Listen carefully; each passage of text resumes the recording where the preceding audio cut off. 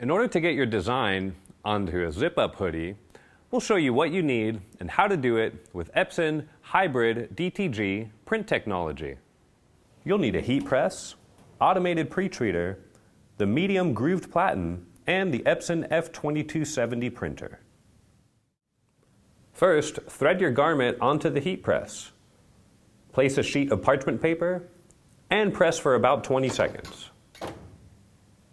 Next, take your garment over to your automated pre-treater and tuck in the excess garment material underneath. Press the button to spray.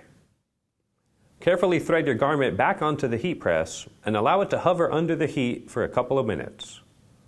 Next, place a sheet of parchment paper and press the garment for about 75 seconds. Switch from the included medium Platen to the medium grooved Platen. Lower the Platen height down to 8. Carefully thread your garment onto the Platen surface, and you're now ready to print. In Garment Creator, open the design that you would like to print. Choose Dark Garment as your garment type, and now go to the Layout Settings tab. You'll want to switch the Platen from the medium Platen to the medium grooved Platen. Click the Print button to send the job to the printer.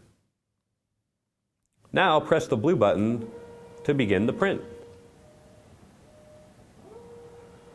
When the printing is complete, carefully thread your garment back onto the heat press, apply a sheet of parchment paper, and press for 75 seconds. And that's how easy it is to get a design onto a zip-up hoodie using the Epson SureColor F2270.